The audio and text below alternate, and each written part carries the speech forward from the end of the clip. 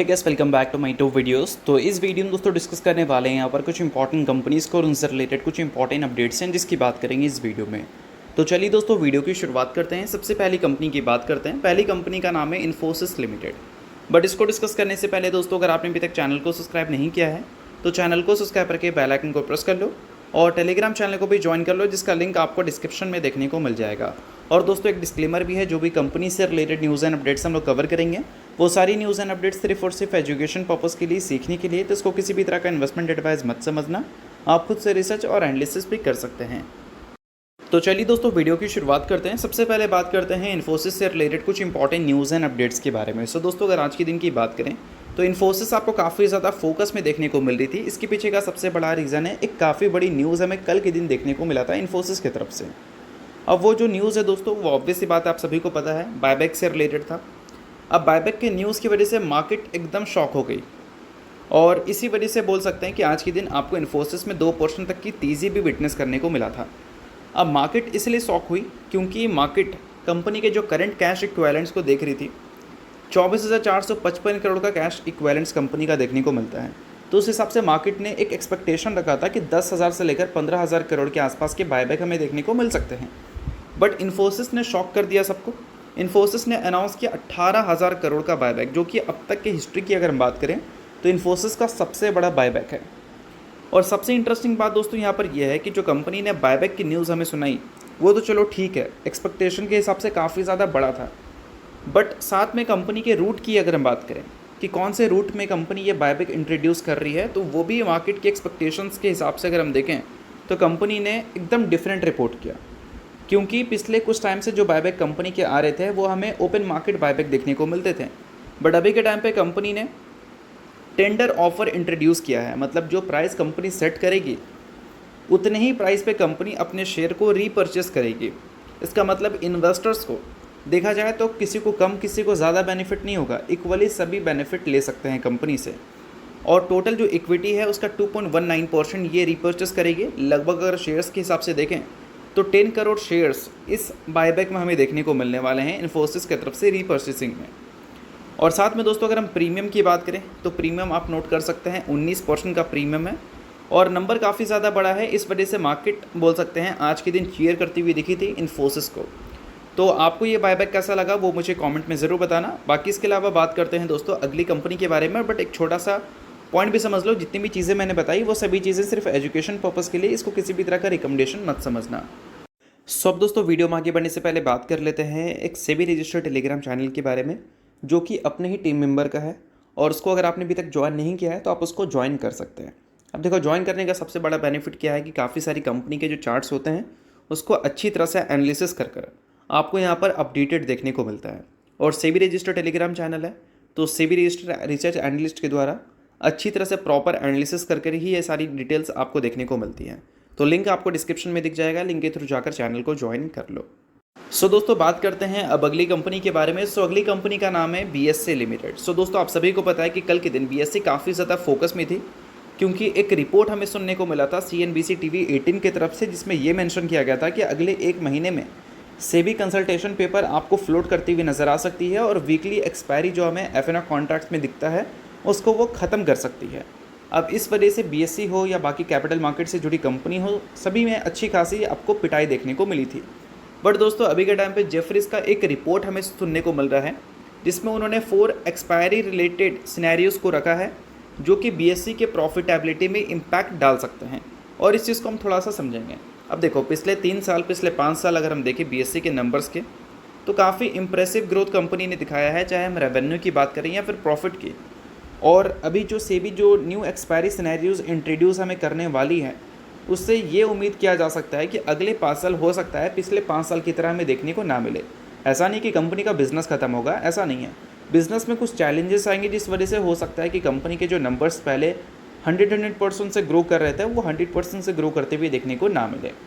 अब कितने % से ग्रो करेंगे, कितने % तक कंपनी के नंबर्स में इम्पैक्ट आ सकता है, वो सारी रिपोर्ट्स हमें जेफरीज की तरफ से सुनने को मिल रही है, तो उसकी हम लोग बात करेंगे।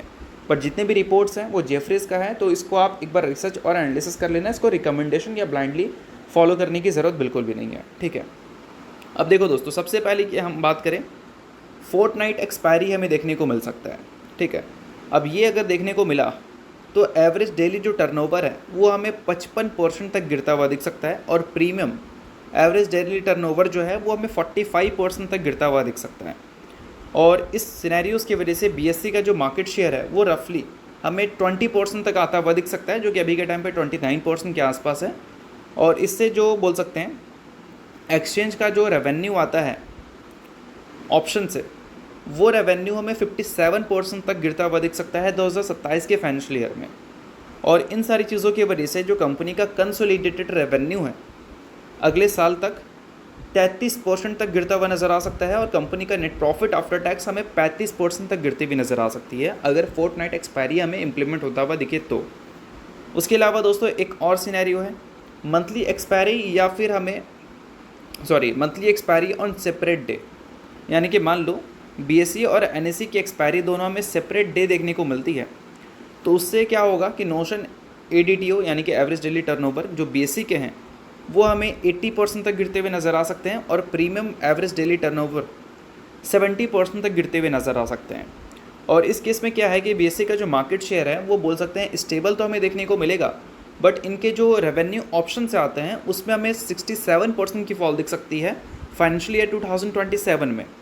और कंपनी का जो टोटल रेवेन्यू है उसमें 39% का इम्पैक्ट दिख सकता है, और प्रॉफिटेबिलिटी में 41% का इम्पैक्ट देखने को मिल सकता है। और दोस्तों अगर मंथली एक्सपायरी सेम डे पे हमें देखने को मिलती है तो उसमें बीएसई का जो नोशनल एडीटीओ है वो हमें 80% तक गिरता हुआ नज़र आ सकता है, और प्रीमियम एडीटीओ 70% तक गिरता हुआ नज़र आ सकता है। और बीएसई का जो मार्केट शेयर है वो अभी के टाइम पे 29% पे है ना, वो गिरकर 18% पे आ सकता है। और इनका जो ऑप्शन से रेवेन्यू जनरेट होता है वो हमें 80% तक गिरती हुई नज़र आ सकती है, और इनका जो टोटल रेवेन्यू है उसमें हमें 46% की ड्रॉप दिख सकती है, और प्रॉफिट में कंपनी का 50% का ड्रॉप हमें विटनेस करने को मिल सकता है। और इसके अलावा दोस्तों फोर्टनाइटली एक्सपायरी अगर हमें सेपरेट डे में देखने को मिलते हैं एनएसई और बीएसई दोनों के, तो उस केस में क्या होगा कि नोशनल एवरेज डेली टर्नओवर जो है वो हमें 55% तक गिरता हुआ नज़र आ सकता है, और प्रीमियम एवरेज डेली टर्नओवर जो है वो 45% तक गिरती हुई नज़र आ सकती है। इस केस में बीएसई का जो मार्केट शेयर है वो स्टेबल ही देखने को मिलेगा 29% पे, बट इनका जो टोटल रेवेन्यू है 2027 के फाइनेंशियल ईयर में वो 38% से गिर सकता है, 38% से कंपनी का रेवेन्यू गिर सकता है ऑप्शंस वाला, और टोटल रेवेन्यू 22% से गिर सकता है, और प्रॉफिट 21% से गिर सकता है।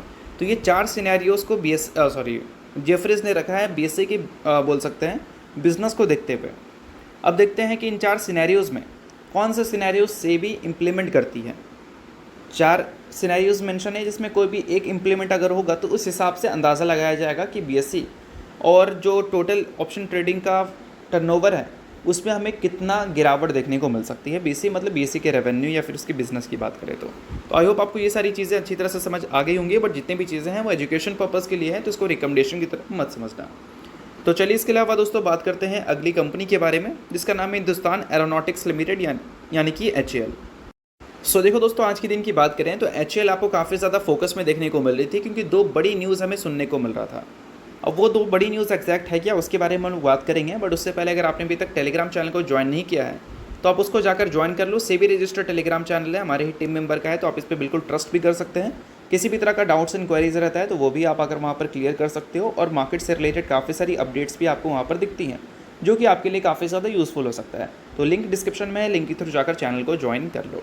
अब दोस्तों HAL की बात करते हैं तो देखो एक आर्टिकल पब्लिश देखने को मिल रहा है जिसमें मेंशन है कि LCA Mk1A इंजन्स की सप्लाई अगर यूएस की तरफ से स्टेबल होती है तो ये इस केस में क्या है कि HAL के जो डिलीवरी टारगेट्स हैं उसको वो मीट कर सकती है। इसका मतलब क्या, मतलब जो डिलीवरी कमिटमेंट है कि इतने टाइम फ्रेम में हम डिलीवरी कर देंगे इंजन्स नहीं एयरक्राफ्ट की, तो वो कमिटमेंट ये फुलफ़िल कर सकती है अगर इंजन्स की सप्लाई यूएस से हमें स्टेबल देखने को मिल जाए। तो अभी रिसेंटली क्या हुआ था कि HAL की तरफ से हमें एक ऑर्डर रिलीज़ होती हुई देखने को मिली थी यूएस में 99 F404 IN20 इंजन्स की, और ये जो न्यूज़ थी ये न्यूज़ जब ऑफिशियल हुई थी तो इससे हमें यही पता चला था कि अभी रिसेंटली 62,000 करोड़ के आसपास की जो कॉन्ट्रैक्ट्स HAL को मिली है उसको लेकर HAL काफ़ी ज़्यादा कॉन्फिडेंट है, और उसको ऑन टाइम डिलीवर करने के लिए HAL काफ़ी ज़्यादा बोल सकते हैं एग्रेसिव काम भी कर रही है। अब इन सारी चीज़ों के बाद दोस्तों यहाँ पर और भी चीज़ें मेंशन देखने को मिलेंगी जिसको आप चाहो तो थोड़ा सा डिटेल में नोट कर सकते हो। और इन सारी चीज़ों के बाद एक और न्यूज़ हमें देखने को मिल रही है। न्यूज़ फिलहाल यहाँ पर यह है कि $4 बिलियन के आसपास की डिफेंस डील हमें देखने को मिल सकता है इंडिया और यूएस के बीच में। P-8I नावाल एयरक्राफ्ट डिफेंस डील हमें देखने को मिलेगी, जिसके लिए यूएस की जो टीम है वो बोल सकते हैं अगले हफ्ते इंडिया हमें आती हुई देखने को मिल सकती है नेगोशिएट करने के लिए, यानी कि बोल सकते हैं प्राइस वगैरह सेट करने के लिए, ऐसा हम मान सकते हैं।